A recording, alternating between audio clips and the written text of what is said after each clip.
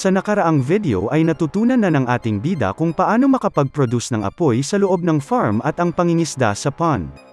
Lumaki na din lalo ang pamilya nila sa kuweba, dahil sa mga baby rabbits nina Roger at Gloria. Muntikan na makain si Tommy ni Winnie the Pooh nung nagka-blue moon, ngunit siya ay nakaligtas.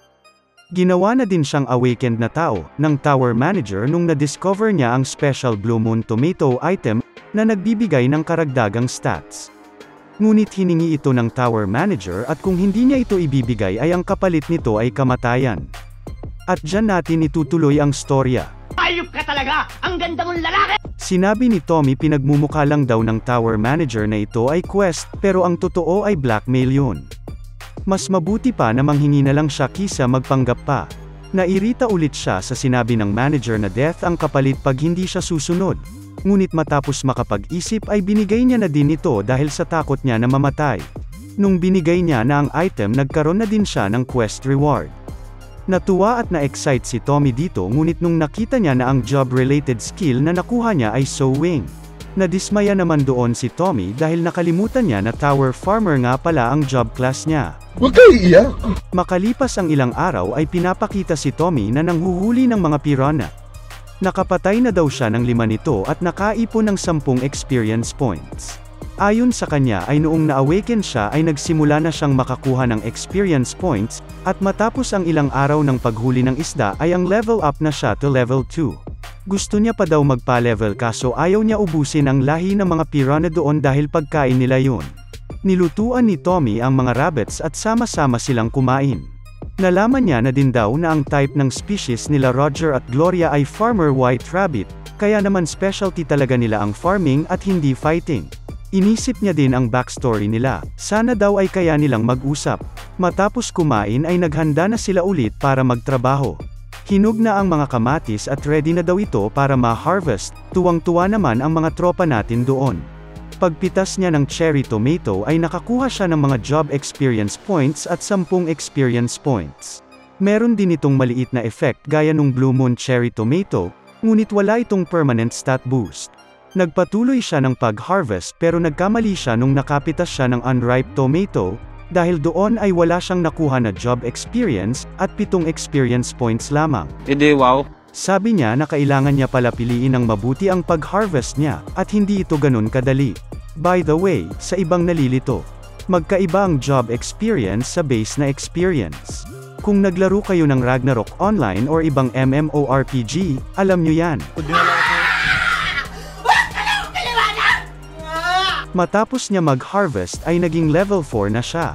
Titikim dapat siya ng cherry tomato ngunit nagtampo ang mga rabbits.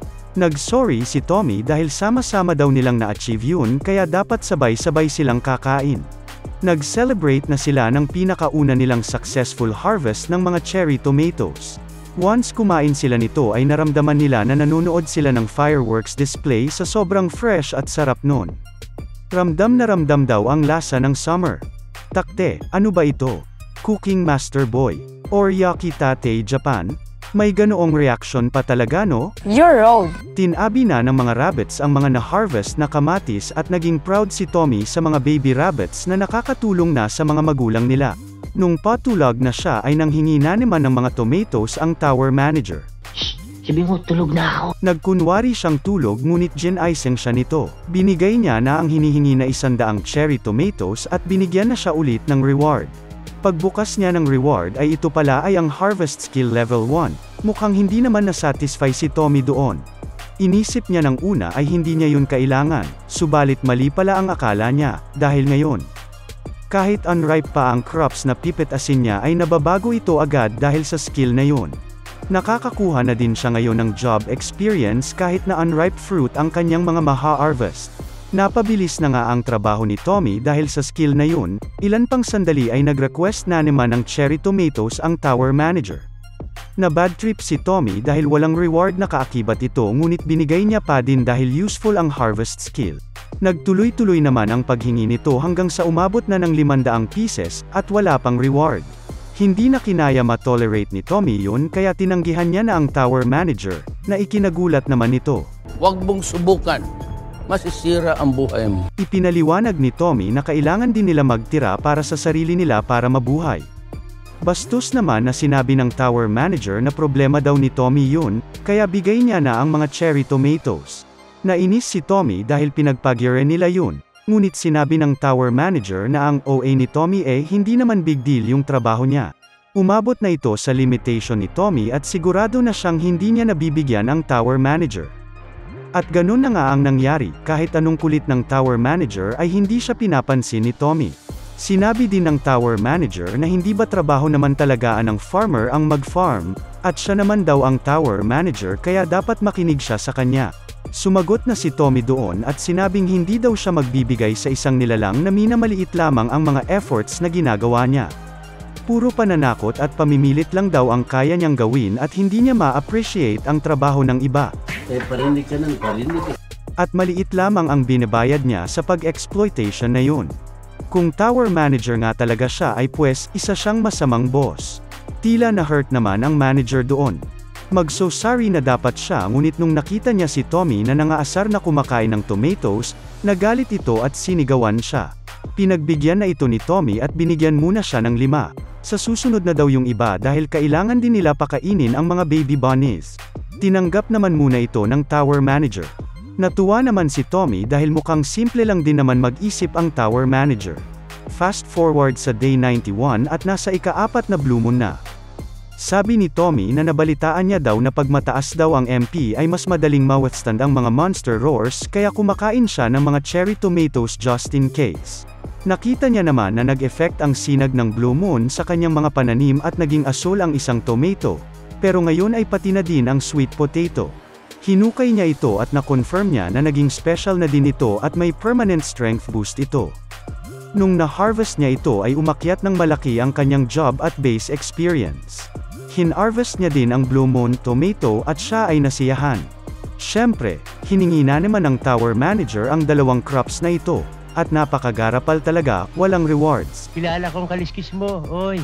Para maibsan naman ang galit ng tower manager ay binigyan niya na lang ito ng isang basket ng cherry tomatoes. Nung nakulit-ulit ito na bigay ang mga Blue Moon crops ay sinabi niya na sa susunod niya na lang daw ibibigay, pinagbigyan naman siya ng manager. Pagkaalis niya ay kinain na ni Tommy ang Blue Moon tomato. Sarap naman siya dito at tumaas permanently ang MP niya ng 0.5. At niluto niya naman ang blue sweet potato.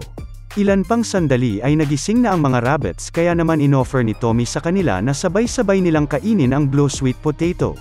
Hinaranggan naman ito ni Roger at sinabi niya sa kanyang pamilya na dahil isa lang iyon, ay dapat mapunta yun kay Tommy.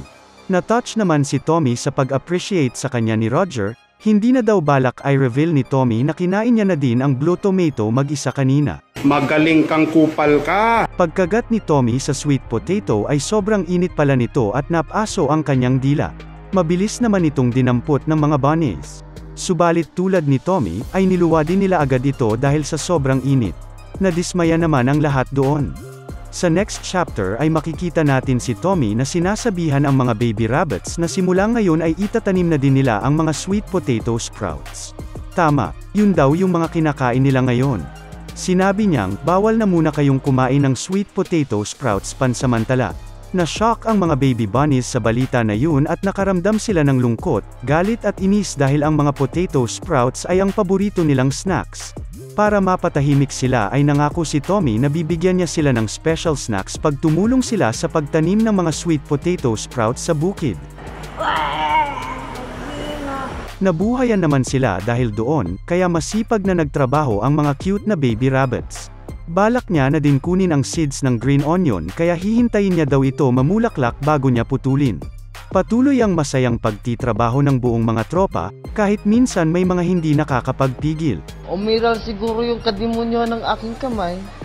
Gumalaw. Naging rank E na din ang job level ni Tommy at level 8 naman ang kanyang base level. Sinimulan na ni Tommy ang paggawa ng special snack at nakatingin na naman sa kanya ang tower manager, na ikinairita niya. Tinawag niya na ang mga rabbits at binigyan sila ng special roasted cherry tomatoes bone skewers. Mangiyak-ngiyak ang mga rabbits sa snack na yun. Habang nagkakainan ay nag-harvest na din ng sweet potatoes si Tommy. Nakakita siya ng sprouts at nung tinanim niya ito ng sarili ay nakita niya na tumaas ang level ng sowang skill niya, na kanyang ikinagulat. Na-realize niya naman, na siya na dapat ang magtanim para mapataas niya yun. Makikita naman natin ang tower manager na nakikigaya sa ginawa ni Tommy at nag-barbecue din siya ng tomatoes. Noong tinignan niya ulit sila Tommy ay na-frustrate siya. Bakit daw sila nag-roast ng potatoes na hindi siya kasama? Siya daw ang Great Black Dragon na si Abugbog Berna. Will you please repeat it? Kaya naman nagpadala ulit si Berna ng quest kay Tommy. Ayaw pa muna pansinin ni Tommy ito noong una, dahil isa na lang daw ang natitira.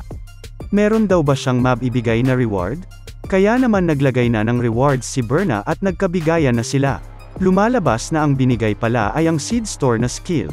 Natuwa si Tommy doon dahil makakabili na siya ng something sa loob ng tower. Inactivate ni Tommy ang skill kahit nag-aalala siya kasi wala naman siyang pera.